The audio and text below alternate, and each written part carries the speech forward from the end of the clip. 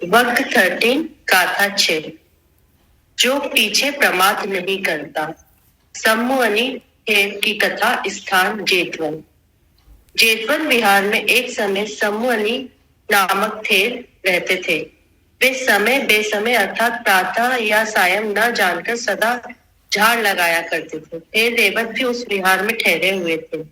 वे अपना समय विपश्यना साधना में व्यतीत करते थे एवं ध्यान साधना में लीन हो जाते थे। थेर समुनि ने उनको देखा तो उसके मन में विचार आया कि यह भिक्षु कितना आलसी है, अपने समय को ऐसे ही खराब कर रहा है। इसे भी विहार के कार्यों में अपने को नियोजित रखना चाहिए, व्यस्त रखना चाहिए, परंतु यह थेर ऐसा नहीं कर रहा है।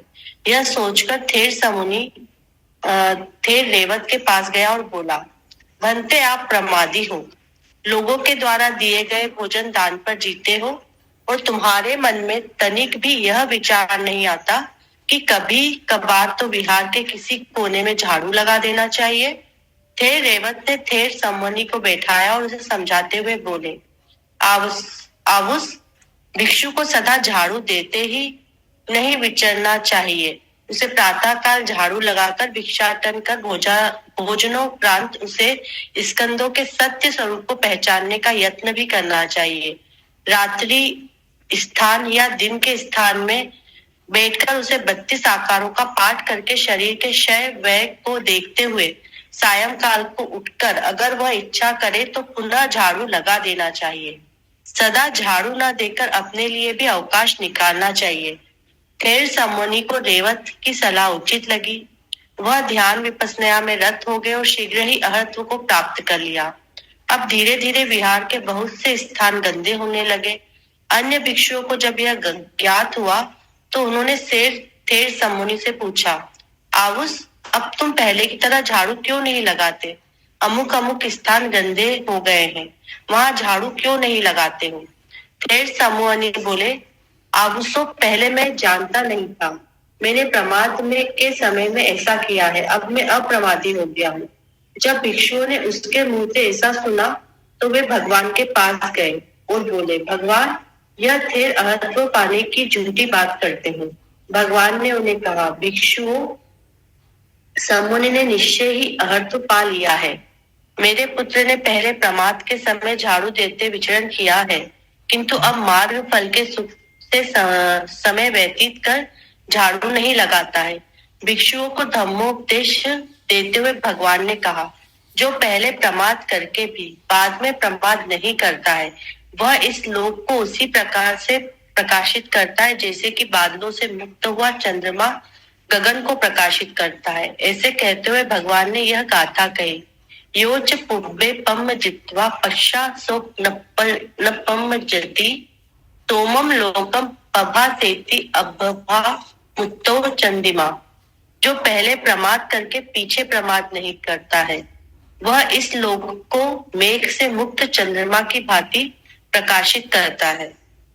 प्रमाद एक आलस्य को बोलते हैं, लेकिन ये सिर्फ साधना में जो अपने मन की साधना होती है उसके ऊपर यूज होता है ये शब्द। तो प्रमाद ये जैसे चाहे इवन इंसान 10 बार भी झाड़ू लगा रहा है ना, तो वो भी प्रमाद में ही आएगा। जहां पर जरूरी नहीं है और जरूरी काम आप बार बार करते चले जा रहे हो तो वो चीज भी प्रमाद में आती है, क्योंकि वो मन से निकली हुई होती है। जी विम्मी जी आप बताइए अब इसके बारे में। नहीं पहले 1 मिनट विम्मी जी, पहले दीपा से पूछ लेते हैं। दीपा आप बताइए फिर आप। वो एक्चुअली संकर जी वो पूरी स्टोरी मैंने पूरी ठीक से सुनी नहीं और मुझे अभी समझ भी नहीं आई।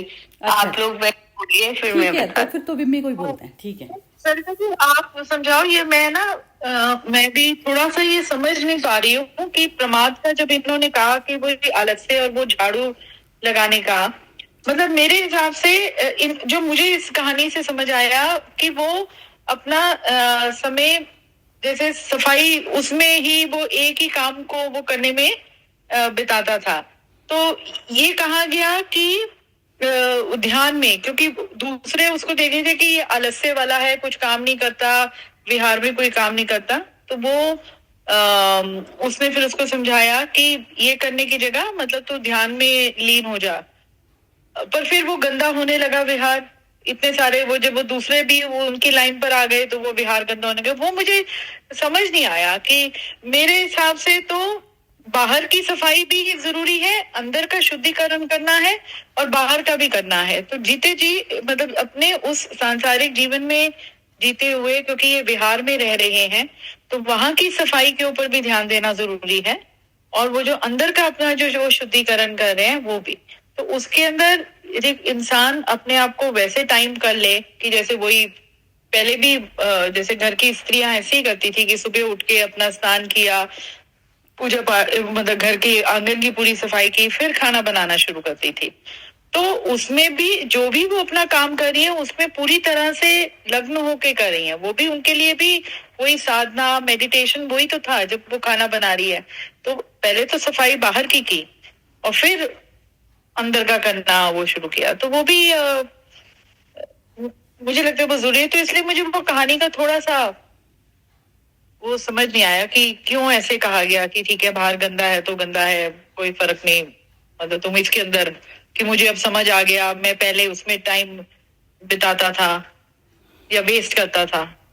जैसे वो तो आप ही बताओ सरिता जी, मुझे समझ नहीं आ रहा है ये कहने का जैसे क्या ये कहना चाहते। आत्मा की एक तो भूख होती है मन की और एक होती है हाँ। आत्मा की। जब तक हम मन की भूख को तृप्त करते चले जाते हैं तो हमारा वो समय भी जो हमारा जो काम जो ध्यान बनता है ना, वो काम ध्यान बनना चाहिए। तो तब हमारी वो बाउंड्री जो संसारिक कार्य की और उसकी अलग नहीं रहती। और उसमें जो संसारिक जो चीजें होती हैं जितनी जरूरी है ना आप उतनी करेंगे ना, अननेसेसरी नहीं करेंगे। एक घर की साफ सफाई का जो लेना देना है उसकी लिमिट नहीं है, आप उसमें कितनी कितनी देर भी लगा सकते। सोनपाल जी आप बोलना चाह रहे हैं क्या?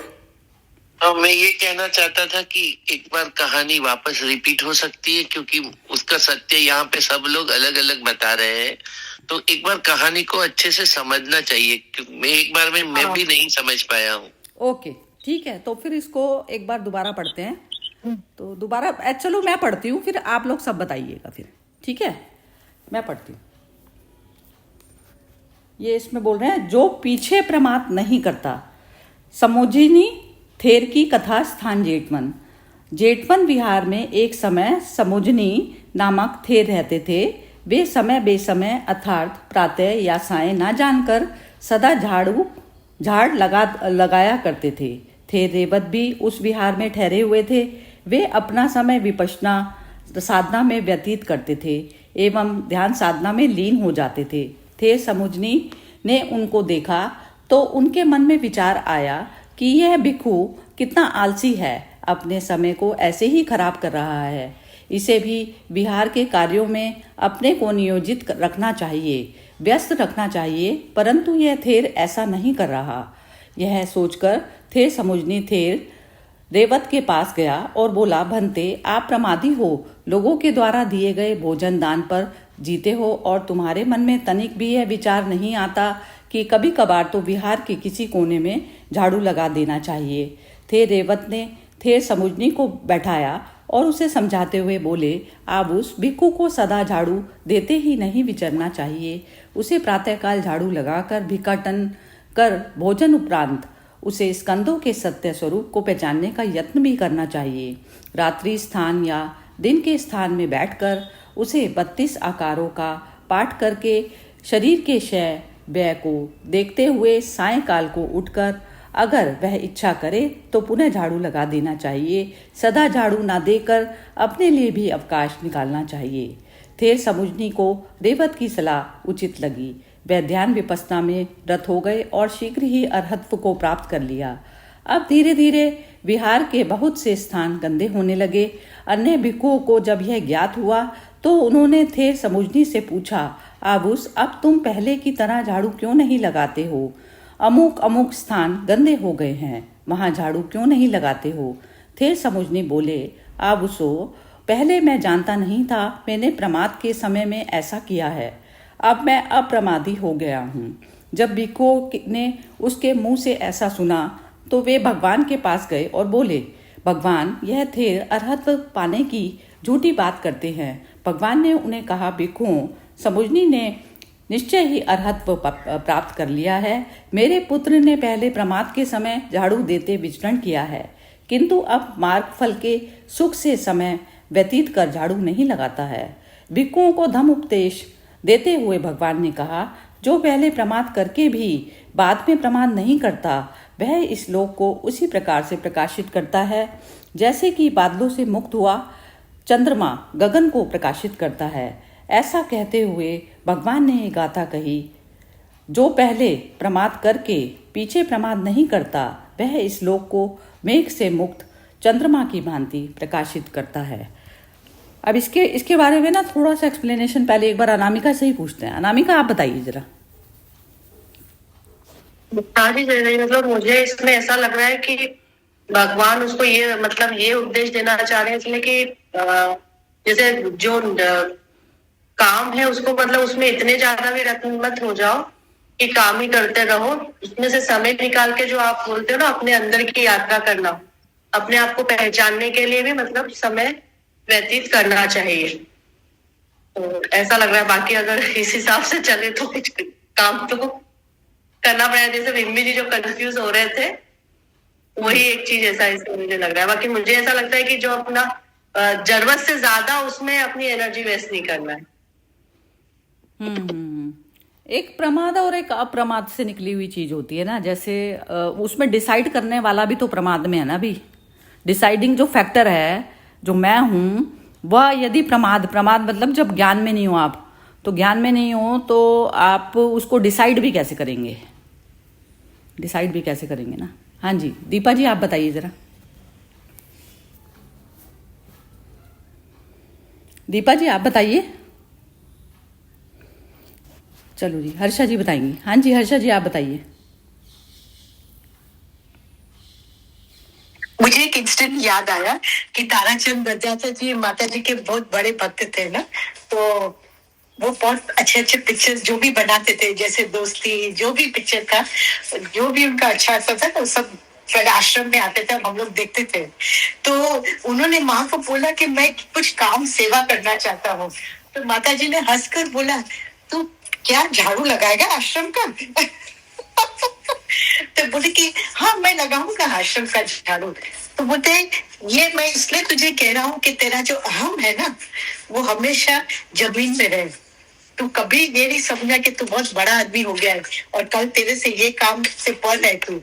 तो हमेशा जब भी वो आते थे ना, सामने से झाड़ू मांग लेते थे और हंसकर बोलते थे कि यही मेरा बुद्धि को ठीक रखता है।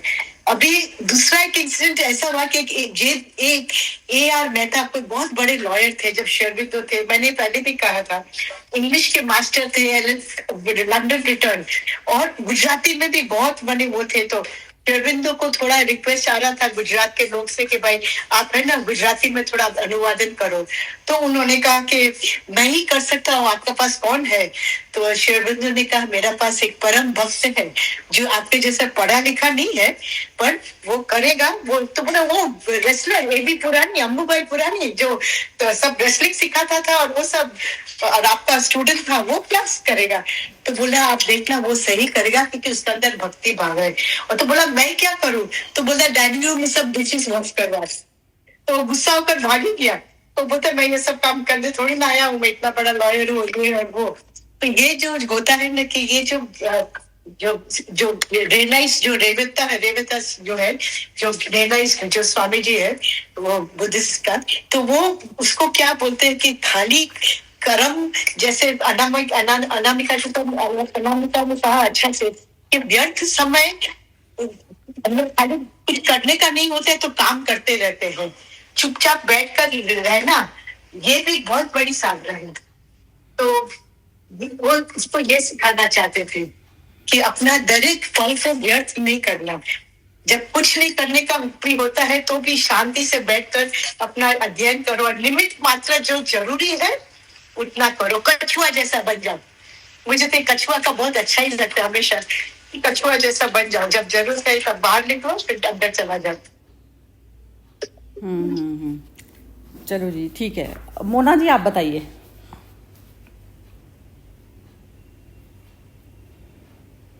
थोड़ा बाद में। ठीक है। सोनपाल जी आप बताइए। बड़ी दिलचस्प और बड़ी मजेदार कहानी है। जो आदमी ज्यादा दिन का ज्यादा वक्त झाड़ू लगाता था। उसने शांत भाव से बैठे हुए आदमी को कहा कि ऐसे बैठे रहने का जरूरत नहीं है, तुझे ध्यान में रहना इतने जरूरी, ये सफाई का काम भी है। फिर वो आदमी ने उनको समझाया कि सफाई जरूरी है, लेकिन जरा म्यूट कीजिए प्लीज। हाँ, म्यूट मेरा नहीं हो रही है आगे। ओके। समाधि में रहना भी जरूरी है, और उसको उस बात को दिल में आ गई तब उसको, और उस दिन से वो समाधि में रहने लगा।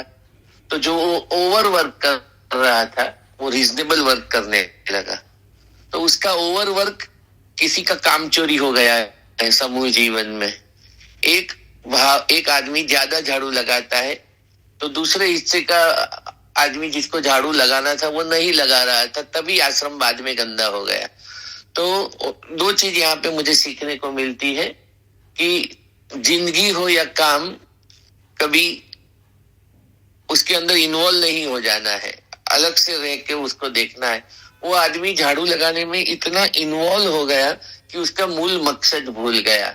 तो ये भी गलत है, क्योंकि झाड़ू, तथागत ने या वो आदमी ने दिन में 2 बार झाड़ू लगाने को कोई परहेज नहीं किया है। कि हाँ, स्वच्छता जरूरी है, लेकिन स्वच्छता के साथ साथ आपका मूल जो है वो च्युत नहीं होना चाहिए। आपका मूल ध्यान तो है समाधि का, अरहत भाव का, आत्म स्वरूप में स्थित होने का। तो वो उसको हटा के कोई भी काम ठीक नहीं है। पहला मकसद तो वही रहना चाहिए। तो उसने इसलिए कहा कि पहले मैं प्रमाद में था, तब मैं झाड़ू लगाता था, अब मैं अप्रमादी हो गया हूँ। इसका मतलब है कि उसको सम्यक ज्ञान का पता चला कि झाड़ू जरूरत से ज्यादा लगाने की आवश्यकता नहीं है, और वो जरूरत से ज्यादा लगाता था, उसकी वजह से वो संघ को नुकसान हुआ है। क्योंकि कोई ना कोई भिक्षु ने वो काम छोड़ दिया है। क्योंकि मैं ज्यादा काम करता हूँ, घर में भी मान लो हम 5-7 लोग रहते हैं और मैं ज्यादा काम कर लेता हूँ, तो बाकी के लोग वो उस काम के प्रति उदासीन हो जाएंगे, तो वो उस काम की गहराई और जिम्मेदारी नहीं समझ पाएंगे। यानी अपने हिस्से का काम करके अपनी साधना में लगे रहना ही जीवन का परम सत्य है। लेकिन जो आदमी काम का आदी होता है ना, उसको काम और खींचता है, उसको और काम चाहिए। हमारे सामाजिक जीवन में, कौटुंबिक जीवन में भी यही हो रहा है कि जो काम कर रहा है उसके पास काम है, जो काम नहीं कर रहा है उसके पास काम नहीं है। और काम करने वाला आदमी अनजाने में ज्यादा काम करके अपने लिमिटेड समय को सही जगह पे समाधि में न लगा के अपना जीवन व्यर्थ कर देता है। तो वो बंदे ने उसको 2 टाइम झाड़ू लगाने से मना नहीं किया है। 2 टाइम तो झाड़ू लगाना है, वो परफेक्ट है। यानी जो बैलेंसिंग करना है काम के प्रति और राम के प्रति, वो उसने मिल गया। ज्यादातर जो साधक नए नए होते हैं और समूह जीवन में रहते हैं, तो अपने हिसाब से एक सालसता होती है आदमी में, एक प्रकार की उसके अंदर विनम्रता होती है, उसका दुरुपयोग होने की पूरी संभावना होती है। तो वहां पे मुझे ऐसे बहुत साधु, जिसके कहानी में जिक्र नहीं है, लेकिन बहुत ऐसे साधु मुझे दिख रहे हैं जिन्होंने अपने हिस्से का काम नहीं किया है। नहीं तो वो आश्रम गंदा होता ही नहीं। सब लोग अपने हिस्से का काम कर लेते तो वो आश्रम गंदा नहीं होता था। ये बताता है कि वो आदमी अपना तो काम करता ही था, लेकिन दूसरे का काम भी उसके सर पे जाने अनजाने में आ जाता था और पूरा दिन उसका झाड़ू में चला जाता था। वरना वो आदमी 2 टाइम झाड़ू नहीं लगाता तो आश्रम गंदा कैसे होता। तो ये समूह जीवन की खामियां है, और जो नहीं बताया गया है मुझे वो दिख रहा है कि दूसरे साधु लोग अपने हिस्से का काम नहीं कर रहे थे, इसलिए ये बेचारा ज्यादा दिन झाड़ू लगाता था, क्योंकि उसके प्रति स्वच्छता के लिए भी कोई लगाव होगा मन में। तो बैलेंसिंग करना बहुत जरूरी है। और फिर गंदगी में भी बैठ के ध्यान हो सकता है। उसने 2 टाइम झाड़ू लगाना शुरू किया तो आश्रम गंदा हो गया। तो आश्रम गंदा हो गया, उससे भी ज्यादा जरूरी आपके मन की सफाई है। उसके लिए समय निकालना जरूरी है। जैसे बादल हट जाते हैं और चंद्रमा निकल आता है, उसी तरह जीवन की शीतलता, और ये जो बादल है, सफाई के बादल, अपने हिस्से के काम करने के बादल, वो सब बादल छट जाते हैं और फिर चंद्रमा की शीतलता और प्रकाश का अनुभव होता है। उसी तरह वो अप्रमाद से पहले वो प्रमादी था, अभी वो अप्रमाद की ओर आया है। तो आश्रम गंदा होते हुए भी तथागत ने बता दिया कि नहीं, ये अरहत भाव में है। और तब तथागत ने आश्रम गंदे की बात को फोकस नहीं किया है, उसके अरहत भाव को फोकस किया है कि उसने अपना कर्तव्य तो सही तरीके से किया ही है। क्योंकि 2 टाइम झाड़ू लगाने की बात तो जिन्होंने अरहत भाव प्राप्त किया उसने उसको सिखाया है कि तू सुबह सुबह लगा ले, फिर शाम को लगा ले तो ठीक रहेगा। मतलब बाकी का हिस्सा में ज्यादा वर्क था, उसको कम करके अपने मन को साधना में लगाया। और तथागत ने दोनों चीज को देखा, आश्रम गंदा है वो भी देखा है और उसकी साधना को भी देखा, और उन्होंने गंदे आश्रम को होते हुए साधना को प्राधान्य दिया। कहानी से ये मैसेज मुझे बहुत क्लियर मिलता है कि अपने हिस्से का काम करने के बाद यदि ज्यादा गंदगी है तो आप गंदगी के भी आदी बनो, और अपना जो मूल लक्ष्य है उससे आपको नहीं निकल जाना है। आप गंदगी का स्वीकार करो ये बात नहीं है, लेकिन अपने हिस्से की सफाई कर दी है, पूरी कायनात गंदी है, सब लोग अपने हिस्से का काम नहीं कर रहे हैं, दुनिया पूरी बिगड़ी हुई है। हमारे गुजराती में एक छोटी सी भजन की लाइन है, जग आखू बगड़્યું છે કોણ એ સુધારે, દંભી ને કામચોર એવું વિચારે, મારાથી થાય શું કદી ના વિચારું, શક્તિ મારી બચી है હું कामे लगाड़ू। यानी दुनिया आखी बिगड़ी है तो कौन सुधारेगा? अपने हिस्से का काम करके अपने को तसल्ली देके अपने मूल लक्ष्य की ओर लग जाना है। अपना छोटा सा हिस्सा तो साफ हो जाएगा। आश्रम भले गंदा रहे, मुझे जहाँ बैठ के ध्यान करना है उसको मैं साफ रखूं, और आश्रम साफ हो वो मेरी सेकंड प्रायोरिटी है। पहली प्रायोरिटी है मेरा अरहत भाव, और तथागत ने भी उसके ऊपर अपनी मोहर लगा दी है। तो यहाँ पे थॉट क्लियरेंस की बात मुझे बहुत अच्छे से दिख रही है कि आप अपने मकसद में, अपने थॉट्स में, अपने विचार में बहुत क्लियर रहे, आपको दूसरे कोई आपके ऊपर हावी ना हो जाए। If you are not on the table then you are in the menu. यही जिंदगी है। बहुत ही बढ़िया। मैं भी मतलब इतना सुंदर है आपने एक्सप्लेन किया है इसको, बिल्कुल बढ़िया करा है। मतलब जी विमी जी आप बताइए। हाँ जी, बहुत ही सुंदर। एक तो मुझे जो आपने जब कहा कि राम और काम है ना, उसका बैलेंस, तो मतलब जो, और फिर आपने एक जगह वर्ड यूज किया प्रायोरिटी, तो वही है कि जीवन में मतलब सफाई जरूरी है, पर प्रायोरिटी उस समय किस चीज की है वो भी डिसाइड करना और वो भी सुनिश्चित करना बहुत जरूरी है। अब इसका मुझे, जब आप प्रायोरिटी आपने वर्ड यूज किया तो मुझे याद आ रहा था कि हमारे घर में जैसे मेरे हस्बैंड को बहुत ज्यादा सफाई का बहुत ज्यादा होता है कि हर चीज बिल्कुल प्रिम एंड प्रॉपर वो वैसे रखी हो, जरा से इधर हिल जाए तो नॉन दैट। तो हम, मेरे कजिन्स आए हुए थे तो हम लोग सब बैठे हुए थे, सुबह उठे। अब ठीक है, रोजमर्रा में एक रूटीन होता है, आप वैसे सफाई हो जाती है, उस समय वो हो जाता है। पर जब उस समय जब सब आए हुए थे तो हम लोग ड्राइंग रूम में ही बैठ के हम लोग मतलब गप्पे मारे थे, और वो है कि ठीक है ये होता रहेगा, वो काम वाम होता रहेगा, वो ठीक है मेड अपना काम करे, पर हम बीच में बैठे। So my husband got a little angry कि भाई इस तरह से तुम लोग, घर अभी तक साफ नहीं हुआ, तुम बातों के ऊपर वो बातें करे जा रहे हो घर। तो हम लोगों ने कहा कि मतलब ना चिल करना सीखो। कभी कभी ना ये इन चीजों से, ये जो रोजमर्रा की जो चीजें हैं उनसे बाहर निकलना सीखो, लाइफ को इजी लेना सीखो। कि उस समय जो है कि ये पल कभी नहीं आएंगे कि जब हम सारे के सारे 8-9 लोग बैठे हैं, इतने दिनों बाद मिले हैं, तो इस मोमेंट को एंजॉय करो और वो सफाई होती रहेगी। तो वही इसी में है कि रोजमर्रा में, अब जैसे इस पहले उस पैराग्राफ में भी जब थे रेवत ने ये सम्मुजनी को बिठाया, उसे समझाते हुए बोला, तो वो समझाते हुए उन्होंने सारा वही किया कि सुबह उठ के तुमने अपना झाड़ू लगा लिया, भिखाटन कर भोजन के उपरांत आपने फिर स्कंदों के सत्य स्वरूप को पहचानने का यत्न भी करना चाहिए। तो आपने पूरा वो एक जैसे डिसिप्लिन वे से आपने अपना पूरा काम किया। आपने सुबह सफाई वफाई कर ली, खाना खा लिया, मतलब स्नान कर लिया, खाना खा लिया, और उसके बाद आप अपने ध्यान में लग गए। फिर शाम को यदि है तो फिर से आपने झाड़ू लगाना है तो फिर से झाड़ू लगा लो। तो मतलब जो जब है ओवरडोज नहीं करनी है कि आप बाहर की सफाई के पीछे पड़ गए।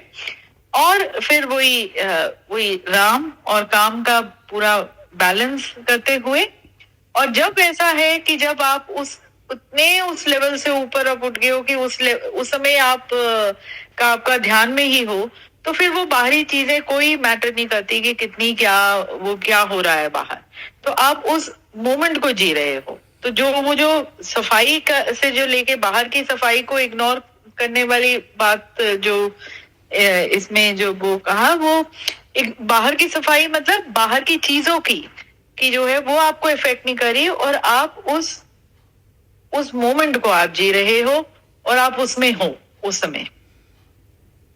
तो वो मुझे समझ आया इस कहानी से, और कहानी अब बहुत सुंदर लगी वही कि जैसे वही ना बादलों से मुक्त हुआ। बादल वही है कि जो बाहर की चीजें वही हम वही ध्यान दे रहे कि ये ठीक नहीं है, वो ठीक नहीं है, पहले मैं ये कर दूं। अब जैसे कोई घर में भी आता है तो आप पहले जी मेरा ये घर ठीक हो जाए, वो बिल्कुल वो सब कुछ है, आपने उस समय उसके साथ आपने जो भी बनाया है उसके साथ बैठ के खाओ। आधे टाइम तो हम यही करते रह जाते हैं कि आओ भगत में लग जाते हैं, जो वो खिलाना पिलाना वो भी चलो जरूरी है, पर जो आया है उसको आप वो समय भी तो दो ना, उसके साथ बैठ के खाओ, तो वो ज्यादा जरूरी है रादर देन खिला खिला खिला के सारा दिन खिलाते रहो। तो खाना भी खिलाओ, अच्छा बनाओ उसके लिए, वो ठीक है, वो भी आपका प्यार है, और फिर उसके साथ बैठ के खाओ, उसको समय दो। तो फिर वही जो फिर वो बादल छट गए ना, उन बादलों से आप मुक्त हो गए। बिल्कुल ठीक बात है। वो बहुत तो आपने ना ये आपका नज़रिया बिल्कुल प्रैक्टिकल तौर पर आता है, ये चीज़ बिल्कुल ही मतलब सही और सटीक बोली है चीज़ बिल्कुल। जी मोना आप बोलेंगी कुछ? बहुत ही बढ़िया बोली है मिमी ने, प्रैक्टिकल उसमें। जी मोना आप बताओ जरा अपना आत्ममंथन। सबने बड़ा अच्छा बोल दिया। वो मतलब बैलेंस होना चाहिए, करना चाहिए, जैसे फिजिकल वो मतलब बाहर की सफाई और अंदर की सफाई वो भी जरूरी है और बाहर की सफाई वो भी जरूरी है। ऐसे नहीं कि हमेशा बाहर की करते रहें या फिर हमेशा ध्यान साधना में बैठे रहें। बाहर मतलब सफाई मतलब जो भी कुछ है, चाहे गृहस्थ आश्रम है चाहे वो जैसे कोई संन्यास आ आश्रम है। गया जैसे अब ये कोई ऐसी सडन वाली चीज की चल रही है बात, कोई आ गया या घर कोई ऐसा पड़ा है अगली टाइप का पड़ा है, तो उस समय अंदर की सफाई का क्या मतलब था इसमें कहने का? अंदर की सफाई का तो मतलब है अभी थोड़ी देर ध्यान साधना में बैठ के अंदर की सफाई वो भी जरूरी है और बाहर की सफाई वो भी जरूरी है, फिजिकल और अंदर की। अच्छा नहीं ठीक है। हाँ जी दीपा जी आप बताइए जरा। हाँ मैं बताती हूँ। अब देखो, थैंक्स टू एवरीवन, क्योंकि आप लोग ने ये इनपुट्स दिए, इसीलिए उसको मैं भी थोड़ा उसमें कुछ ऐड कर पा रही हूँ, क्योंकि मुझे अब क्लैरिटी बहुत हो गई। आप लोग ने सबने क्योंकि बहुत सही बोला है। तो इसमें देखो मेन क्या बात है, मैं सिर्फ क्रक्स बताती हूँ, बाकी मेरे को इतना जितना बोलना आता है कि मेन क्या था कि वो सिर्फ सफाई कर रहे थे। वो इंटरनल अपनी जो सफाई है, जो अपनी आत्मा की मन की शुद्धि है, उसमें उसको ध्यान नहीं था, उसको बाहरी तौर पे शुद्धि करनी थी। ठीक है, मगर कि हम बाहरी तौर पे शुद्धि हम दूसरों की भी और वो फिजिकल लेवल में शुद्धि करके, मगर मेन तो फर्क पड़ेगा अंदर की शुद्धि से। तो उसको उस तरफ ध्यान नहीं था, क्योंकि एक बड़ा मौका था। देखो बुद्ध आ गए, एक एनलाइटन मास्टर सामने आता है, तो एक मौका होता है एनलाइटन होने का। वो उसमें उसको वो नहीं था, उसको बस फिजिकल वो था। तो उसने कहा ये भी आलस्य है, too much of anything physical, एक उसी प्रमाद में, क्योंकि आप बॉडी उसमें लगी हुई है, माइंड इसमें लगा हुआ है, तो जो रियल चीज है उसको you are missing out on that. तो विच इज कि आपको अपने लिबरेशन के लिए ट्राई करना है, क्योंकि नॉर्मल लोग थोड़ी ना थे, वो तो भिक्खु थे ना। तो अब वो उसने जो नहीं किया, ठीक है, वो लोग बाकी लोग आलसी हो गए थे, दे वर डिपेंडेंट, कि एक ही आदमी पूरा आश्रम संभाल रहा था भाई। तो बाकी लोग अपना कर तो रहे थे, पर ये फिजिकल वर्क नहीं कर रहे थे, क्या अपनी एनलाइटन की तरफ जा रहे थे, ये नहीं जा रहा था। मगर ऐसे लोग जो होते हैं जो कि हार्ड वर्क करते हैं फिजिकल लेवल में, उनके लिए भी जल्दी से अटेन हो जाता है, क्योंकि उनको एक तरह से छोड़ दिया तो पूरा छोड़ दिया। जैसे तुलसीदास ने भी छोड़ दिया तो पूरा छोड़ दिया, नहीं तो वो बहुत ज्यादा उसमें था वाइफ में। तो उन्होंने बोला, तो बुद्ध ने कहा कि नहीं, ये भी एनलाइटन हो गया, क्योंकि उसने भी जो वो एनर्जी पूरी की पूरी उसमें लगाता था, इसने सारा की सारी एनर्जी अपनी किस में लगाई, मेडिटेशन में, तो वो एनलाइटन हो गया और से पहले, क्योंकि उसको चैनलाइज करनी थी अपनी एनर्जी। तो मुझे बस इतना ही समझ आया, बाकी आप लोग बताओ। नहीं ठीक ठीक पकड़ रहे हो, पकड़ ठीक है। इसमें मेरे हिसाब से तो ये चीज़ बनती है कि इसमें जैसे ध्यान की जो पोजीशन है ना, वो ध्यान में नहीं था। प्रमाद उस अवस्था को कहा जाता है जब आप ध्यान वाली अवस्था को भूल जाते हैं, स्वयं के स्वरूप को भूल जाते हैं। तो वो अवस्था जो इसकी आई, तो इसके कारण इसके मन में ईर्ष्या पैदा हुई दूसरे के लिए पैदा हुई ना। तो रेवत जो उसको दिख रहा था, जो वो अरहत की प्राप्ति किए हुए था, रेवत की एक्चुअली ये ओशो ने सुनाई हुई है कहानी। तो इसमें ये जो इनके जो पहले जो प्रथम 2 शिष्य थे, उनसे कोई रिलेशन था। तो रावत अपनी शादी पे थे, जिसमें बुद्ध आए इनकी शादी में। तो इन्होंने बुद्ध के स्वरूप को देखकर इनके मन में उसी समय कोई भी चीजें इस तरीके के विचार चले, तो इन्होंने, वो कहते हैं कि घोड़े पे बैठे हुए थे, तो उस पे से उतरकर इन्होंने जो है ये वहां से भाग गए शादी के मोमेंट पे। तो वो अवस्था इनकी थी। तो रेवत ने फिर ध्यान इस तरीके की साधना की, अकेले रहकर उन्होंने, कहते हैं, बुद्ध के लिए वो सजाया, सब आसन सजाया, सब कुछ करा। तो जब दूसरे शिष्यों ने आकर कहा कि जो है बुद्ध, तो वो बोले कि मतलब मैंने तो बुद्ध को अंदर ही पा लिया, अपने अंदर ही पा लिया, तो अब मेरे को बाहर किससे मिलना और किससे नहीं मिलना। तो वो लेना देना नहीं था, मतलब कुछ भी। तो वो बुद्धत्व अंदर वाला जो पद था वो प्राप्त कर लिया था इन्होंने।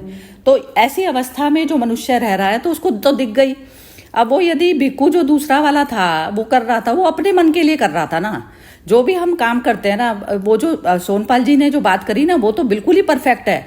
वो एक मैनेजमेंट लेवल पर यदि आप रहते हो, तो वो आप दूसरे के काम की जिम्मेवारी यदि आप लेकर और उसका कर रहे हो, तो दूसरे को बिगाड़ रहे हो। लेकिन एक अवस्था ऐसी भी होती है कि जिसमें आप अरहत्व वाली जो अवस्था ऐसी है कि जैसे बाहरी तौर का कोई नहीं कर रहा, तो उससे भी जो है ना झीकना करना, ये सब चीजें ना आप पसंद नहीं करते। मतलब ये कि कोई बात नहीं है, जैसे शरीर भाव से जो आप एक परे वाली स्टेज होती है ना, अरहत्व भाव, तो अरहत्व में आपने किया ना, तो वो किया भी तो अपने लिए कर रहे हो आप, क्योंकि ये जो है गंदी चीज पड़ी है। अब पर्टिकुलर उस इंसान को करेंगे, तो वो सब चीजें हैं। तो एक ना ये माइंड की स्थितियां होती हैं कि एक तो ना जैसे मैनेजमेंट में अच्छा चलता है किसी का दिमाग, किसी का अपने स्वयं में ही जो है रहना, उसको जो है सबसे ज्यादा पसंद होता है। तो इतनी ये स्वयं की अपनी यात्रा है कि उसमें आपका ना दूसरे का भाव ही खत्म हो जाता है। शरीर भाव से जब परे हो जाते हैं ना, तो उसमें दूसरे में भी वही चीज देखते हैं।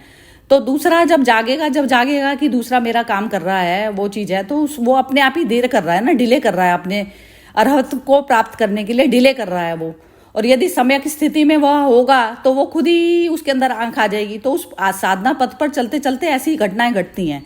लेकिन जो भी कुछ मैं कर रही हूँ, वो मैं अपने मन के लिए कर रही हूँ, ये चीज इंसान जो भूलता है ना, तो वो वाली अवस्था जो है, ये इसमें जलन, कुड़न, ईर्ष्या भाव, ये सब जो चीजें जो चालू होती हैं, ये जो है बुद्धों का मार्ग नहीं है। इसमें ये सब चीजें तो पहले जो शरीर भाव से जनित जो चीजें हैं, उनको तो आपको छोड़ना ही पड़ेगा। और जब वो सम्यक वाली स्टेज जब प्राप्त हो जाती है, आत्मिक वाली, तो वो स्टेज जो है बराबर बनी रहनी चाहिए।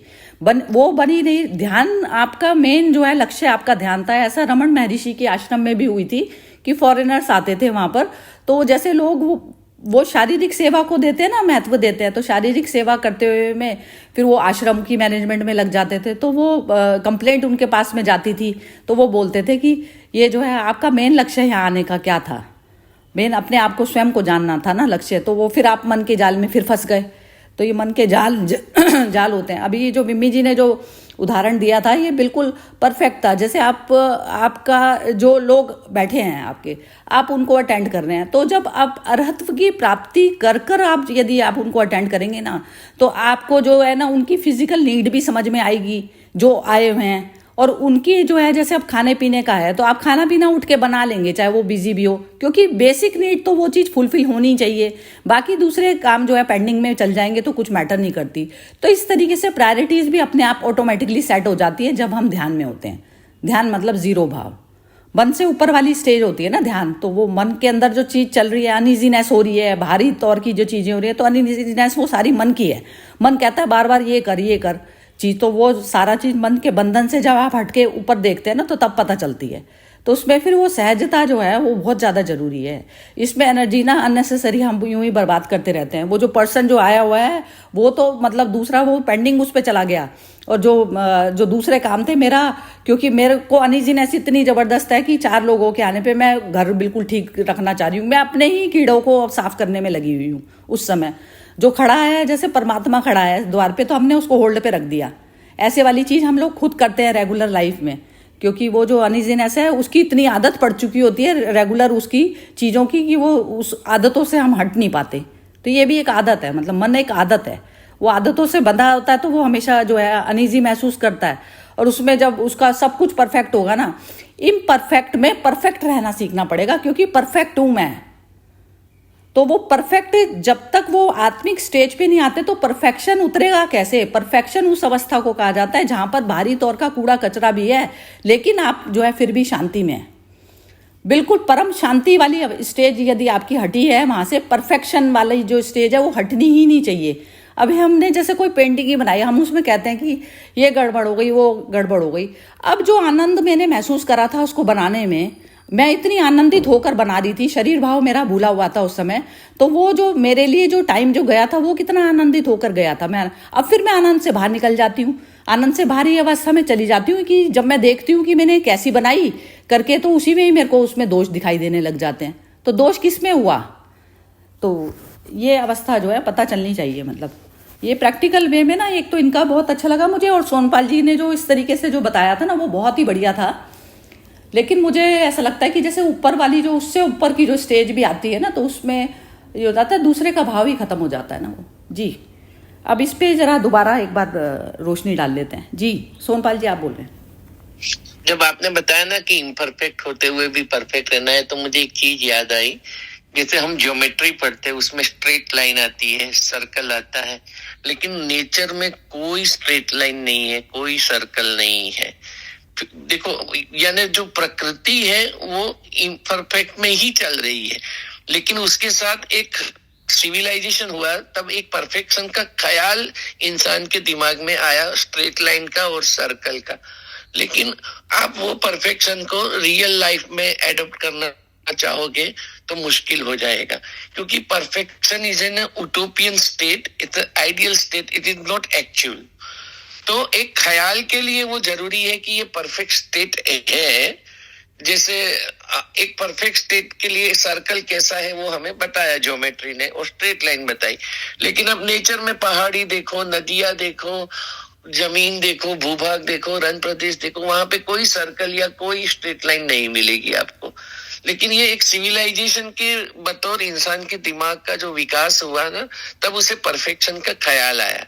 और कोई कोई तो इतनी हद से परफेक्शनिस्ट बनना चाहते हैं कि वो डिसीज हो जाता है।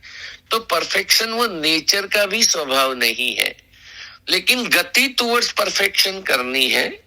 अटेनमेंट के लिए, उसके लिए हावी नहीं होना है। आपकी लय, आपकी गति परफेक्शन की और होनी चाहिए, लेकिन उसके अंदर वो आपकी वासना नहीं हो जानी चाहिए कि आपको परफेक्शन ही चाहिए। यहाँ पे बहुत मजे की बात मुझे लग रही है कि टारगेट की ओर जाते हुए टारगेट हासिल नहीं करना है, क्योंकि असल में वो आभास है, परफेक्शन आभास है। जब आप परफेक्ट स्टेट में रहते हो तो जगत के कोई नाम और रूप तो रहेंगे नहीं। आप तो फिर उसके साथ एक हो जाओगे। जब मैं था तो हरि नहीं, और हरि है तो मैं ना ही, वो भावना आती है। यानी perfection is an utopian state, still we have to honestly try to achieve it. जितना जरूरी है ना, जैसे कहता ना ग्रीनरी वगैरह को सब लोग मैनेज करते हैं, वो कटी पटी होती वैसे बिल्कुल उसको एक एक पत्ती को, फूल को ऐसे ऑर्गेनाइज करके रखेंगे। लेकिन मुझे जंगल वाली चीज़ पसंद है। जंगल की जो ब्यूटी होती है ना, वो उस तरीके की मुझे पसंद है। जैसे उसमें रेगुलर तौर पर हम कहते हैं हर चीज़ जो है मैंने सुव्यवस्थित तरीके से कर दी। वो सारा हम मन की भूख को पूरा कर रहे हैं। अब मन की भूख को पूरा करने में वो आत्मा वाली स्टेज कैसे आएगी? उसको तो पूरा करते रहो, आप जन्म जन्म से पूरा कर रहे हो उसको, वो भूख उसकी शांत हुई ही नहीं कभी। वो भूखा पड़ा रहे उसको ही छोड़ो ना, तो आप अपने उस स्वरूप में आओगे जिसकी कोई डिमांड नहीं है, कोई डिमांड नहीं। तो वो अवस्था जब तक नहीं आती तब तक अरहत्व नहीं प्राप्त हुआ, ये मतलब है जी। अनामिका जी जरा आप बताइए इसके बारे में जो जितना डिस्कशन हुआ। हाँ जी सरिता जी, मतलब वही मतलब विम्मी जी और सोमपाल जी ने तो मतलब उसको पूरा ही कर दिया एक्सप्लेन। मतलब कुछ कर भी रहे हो आप तो उसमें मतलब इतना ज्यादा नहीं हो जाए कि मतलब मैं ही करूंगा तो ही होगा। मतलब उसमें एक ठहराव भी होना जरूरी है। लाइक प्रायोरिटी हमें खुद डिसाइड करनी पड़ेगी। वो समझ में आया। और इसमें मतलब जो वो भिक्षु था वो मतलब सफाई को एकदम अपने कंधों पे ले लिया था कि मतलब वो साफ नहीं करेगा तो साफ ही नहीं होगा। थोड़ा सा मतलब एक ठहराव भी जरूरी था। मतलब जो मेन मकसद था अपने आप को जानने का, आपने चीज बिल्कुल ठीक बोली, बिल्कुल। और वो तो सब भूल ही गया। वो उसको लगता था कि जैसे वो सफाई नहीं करेगा तो मतलब बहुत जरूरी, मतलब वो वहां पे जाके भी संसार में ही चला गया ना। उसने संसार छोड़ा इसीलिए होगा कि उसे अपने आप को मतलब अरहत्व को प्राप्त करना था। बट वो वहां भी काम मतलब जो वो काम से जुड़ा मतलब फिर संसार से ही जुड़ गया ना। उसको उसने अपने अंदर पूरी तरह से उसको उतार लिया उसने। बिल्कुल ठीक कहा। वहां पर भी वही चीज चली, वही मन की वृत्ति चलती रही। जैसे अब अर्जुन ने था, भगवान कृष्ण ने अर्जुन को बोला ना ये चीज की यदि तू नहीं युद्ध करेगा तो युद्ध तो होना ही है ना। तो ये युद्ध जो है मैं किसी और को निमित्त बना लेंगे। वो कह रहे मेरे हाथ की सब कठपुतली है ना। तो कठपुतली वाली जो अवस्था है, जैसे अब कोई एक वो है, हम लोग घर के लिए रखते हैं, जैसे कोई अपना कोई हाउस बॉय रखते हैं, हाउस वो रखते हेल्प रखते हैं। तो एक ने मना करा तो हम दूसरे से कर ले चले जाते हैं ना उसके पास में कि भाई तू कर ले, कोई बात नहीं, वो नहीं तैयार, तू ठीक है। तो परमात्मा का काम कैसे होता है कि जब परमात्मा के प्रति जब समर्पित होकर, जब हम परमात्मा मतलब उस भाव दशा का नाम है जो मेरी कोई बिना भूख से जो निकली हुई जो चीज होती है वो मेरी अल्टीमेट शांति होती है। उस शांति को यदि कोई भारी तौर की फिजिकल चीज जो भंग कर रही है तो मैं कहती हूँ मैं पर्टिकुलर उस पर्सन से चिपकी नहीं बैठी कि तेरे से ही कराना है, तेरे से ही कराना है। वो कर रहा है काम चोरी तो मैं फौरन जो है डिसीजन लेके किसी दूसरे से करा के नक्की करूंगी इसको चीज को, क्योंकि वो माइंड में दिक्कत है ना, अभी उसके बिना नहीं हो रहा। जी सोनपाल जी आप क्या कह रहे हैं, बोलिए। अरे ये कहानी भगवत गीता में होती तो कृष्ण कहते हे धनंजय तू झाड़ू छोड़ और गांडीव ले। कि नहीं कोई वो समझ रहा तो नहीं, सही ठीक है, अब तू जो है अपना लेके खत्म कर, एरो मार के खत्म अपना छुट्टी, मरेगा या मारेगा, अपना जो भी होना है जो काम करके नक्की करो। ठीक है बिल्कुल। हाँ जी बिमी जी आप क्या कहती हैं? हाँ मुझे लगता है जब ये सोनपाल जी कह रहे थे ना वही परफेक्ट लाइंस और सर्कल मतलब हर शेप्स, मुझे लगता है जब ये मॉडर्न आर्ट जब भी आई तो वो ना उसी से आई कि आप किसी चीज को दूसरे वे से देख रहे हो। आर्टिस्ट एक वो है, आर्टिस्ट बिल्कुल परफेक्ट लाइंस बना के और बिल्कुल वो बारीकी और सब कुछ वैसे। अब वो ये गणेश जी, अब गणेश जी के कितने रूप आप देखते हो जब वो होता है गणेश चतुर्थी का, आप तो आर्टिस्ट का इंटरप्रिटेशन उसी चीज को, एक गणेश जी प्रॉपर वो सून वाले वो जैसे एक है, वो दूसरे टेढ़े मेढ़े करके भी वो भी गणेश है। तो हर चीज में परफेक्शन उसकी भी है, मतलब पर हम परफेक्शन को वो एकदम स्ट्रेट लाइंस में देख रहे हैं और perfection her shape size form उसमें भी परफेक्शन है। तो और उस चीज का आनंद लेना सीखो रादर देन जैसे वो एक वो स्ट्रक्चर्ड अप्रोच, वो तभी तो कहते हैं ना कि आउट ऑफ बॉक्स थिंकिंग करो, नजरिए बदलो देखने के। और वही जैसे अब आप वो देखो क्लासिकल डांसेस होते हैं तो क्लासिकल डांसेस हो स्ट्रक्चर्ड डांस, मतलब हर एक चीज उसमें वो तो वो भी उनकी भी वो पूरी साधना से आते हैं। और यही आप वो फोक डांसेस देखो उसमें वो मस्ती है, मतलब वो कहते हैं ना folk dances bring in the spirit of the land. तो वहां पर उसमें भी वो भी परफॉर्म करते हैं, उसमें भी वो परफेक्शन से ही परफॉर्म कर रहे हैं, पर उनका परफेक्शन का जो भाव है वो दूसरा है।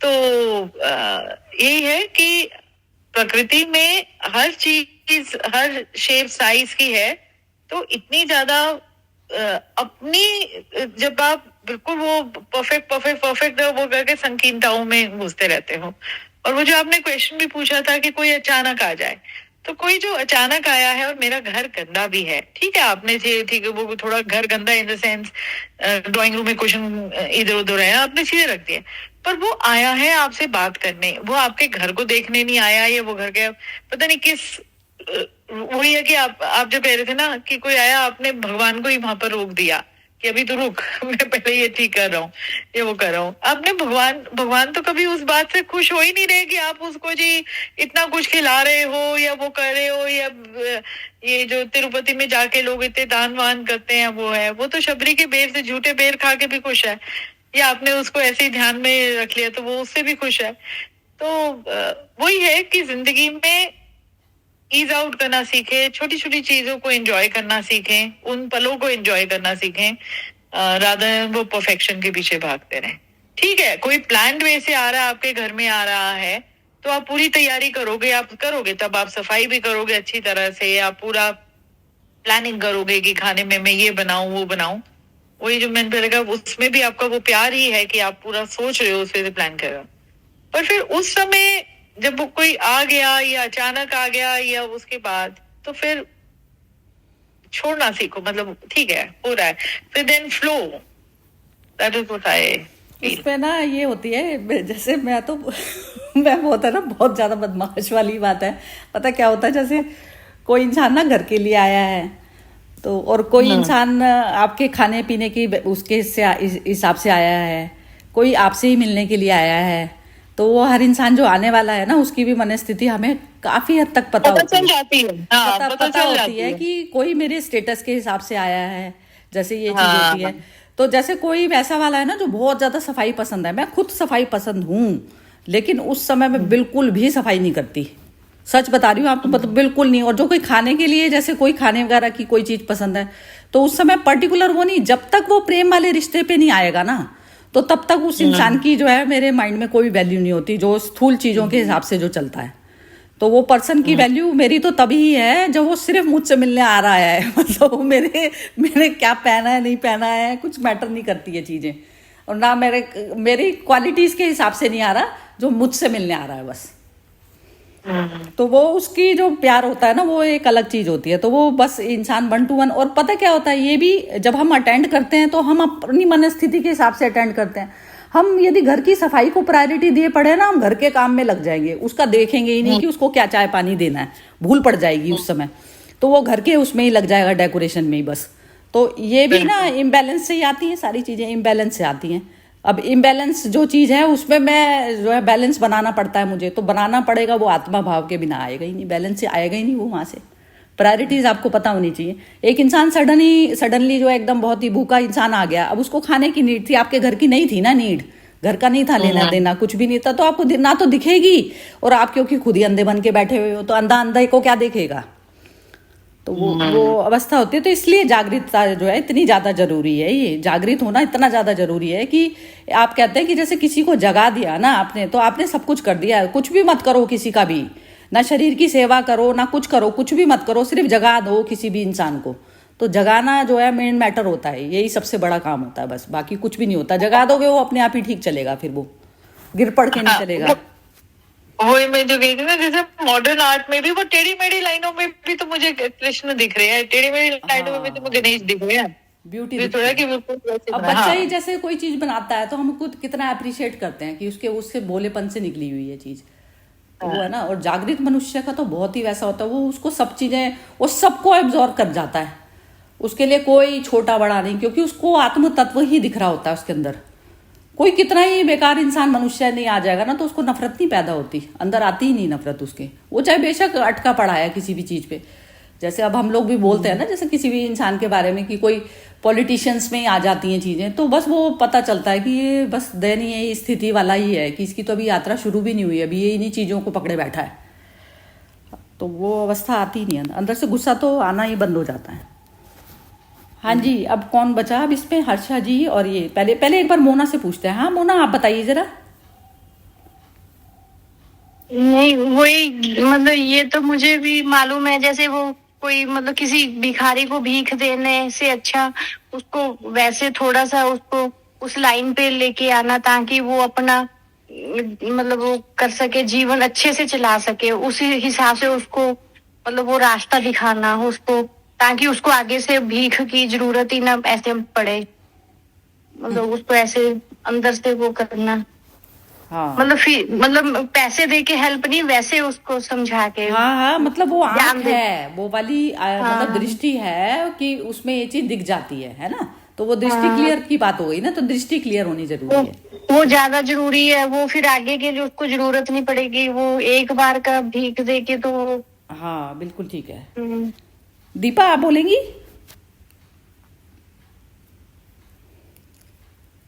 आप बोलिए, हर्षा जी आप बोलिए, अनम्यूट करके बोलिए हर्षा जी। नहीं, मुझे ऐसे ही लगता है अभी ये हॉल में बहुत गड़बड़ है, मैं अंदर आती हूँ। तो ये जो है काम का जो आप बोल रहे हैं कि जो भी कार्य हम, मुझे ऐसा लगता है कि हम करें तो जैसे आप बोलते हैं ना, दिल से करो कुछ भी। तो जब वो जो लॉयर था जो बहुत बड़ा जो ट्रांसलेशन करने जाता था, तो जब उसने कहा कि मैं डाइनिंग रूम में कैसे साफ करूं, तो अरविंदो ने एक बहुत अच्छा उदाहरण दिया, wash the vessels as you are washing the feet of the Lord.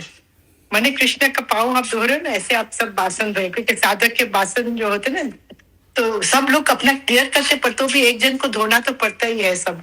तो ये जो कार्य जो भी होता है बस निमित्त मात्र, जैसे अनामिका ने कहा ना कि मेरे बगैर कुछ अटकता है, ऐसा भाव से नहीं करना है। मैं कर रही हूँ मेरी खुद की जैसे साधना तौर पर। अभी जैसे हम लोग तो अभी साधना के मार्ग में ही चलते हैं, तो all life is yoga, all life is union with the Lord. तो कौन सा कार्य है जो हमें खुदा से जुदा नहीं कर सकते, चाहे कपड़ा धोना हो या बासन करना हो या रसोई करना हो, ये भावना से अभी हम करेंगे तो वो मेरी योग बन जाती है भगवान के साथ, मैं जुड़ जाती हूँ। काम ही ध्यान बन जाता है।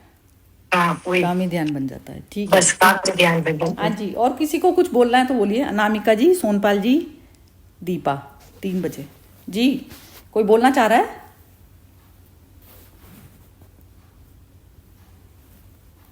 नहीं, चलो ठीक। हाँ अनामिका जी बोल रहे हो आप, बोलो। हाँ सही है। जैसे अब हम लोग जो ये सुबह मॉर्निंग का जो सेशन करते हैं, ये भी एक तरह से हमारे लिए मतलब एक मेडिटेशन ही हो गया है ना। तो इसके करने की वजह से जो एक अब मतलब प्रायोरिटी हमको समझ में आने लगी है ना, कि वो एक मतलब ये चीज में मतलब जब हम लोग ये सेशन करते हैं तो पूरे अटेंशन सा, लाइक हर्षा जी उस टाइम पे शायद ब्रेकफास्ट बनाते रहते हैं जब भी अपना सेशन होता है, लेकिन उनका भी पूरा फोकस इधर होता है, काम चल रहा है। एक ऐसी स्थिति आ जाती है। ये इनका ठीक आ रहा है ना, वो ड्राइविंग का आता है ना इसमें, कि ये ड्राइविंग जैसे कर रहे हो तो आपको जब प्रैक्टिस कर रहे हो तो पूरा ध्यान देते हो गियर पे, उस पे। लेकिन अब इनका क्या है, जो खाना बना रही हैं, ये सब कुछ कर रही हैं, वो बाहरी तौर को इतनी वो नहीं, मतलब जैसे एक अभ्यास हो गया भारी काम का, तो लेकिन अपना मन जो है कहाँ लगा पड़ा है आपका, इसमें पड़ा है ना, ध्यान में। नहीं तो जैसे अब ये सेशन की भी जरूरत ना पड़े आपको, तो आपको जरूरत नहीं पड़े तो आप जो वो वाला काम भी वो जो काम कर रहे हैं वो भी कर सकते हैं और उसमें भी शांत रह सकते हैं बिना उसके भी। तो ये जो नॉलेज अभी हमको लेनी पड़ रही है, क्योंकि हम भूल जाते हैं बार बार, है ना। ठीक है ना ये वाली बात? जी बिल्कुल, यही होती है बस। ये जो सत्संग है ना, ये सत्संग है ना, ये सत्संग है ना, तो ये सत्संग जो है ना, ये सत्संग हमें भगवान से जुड़ा देती है, वापस लिंक दे देती है, भटके हुए आत्मा को वापस राह पे निकाले आते हैं। इसलिए हम लोग, मेरे लिए तो बहुत अमूल्य रतन है ये सत्संग। ये तो है ही, लेकिन है ना, जैसे जो काम कर रहे होते हैं ना, काम कर रहे होते हैं, यदि हमारा मन बिल्कुल विचलित वाली अवस्था में नहीं होता तो वो काम बहुत सुंदर होता है। उस काम से मतलब जैसे उसमें हम कोई भी चीज उठा रहे हैं, कर रहे हैं, तो उसमें गिरने का जैसे कोई सपोज कीजिए आपके हाथ में कोई बर्तन ही है तो वो गिरेगा नहीं। आप गीला फर्श पे आप चल रहे हैं तो आप फिसलेंगे नहीं। तो ये अवस्था जो है रोज के उसमें भी आती है हमें प्लस में। हाँ जी विमी जी, आपका क्या एक्सपीरियंस है इसके बारे में बताइए जरा।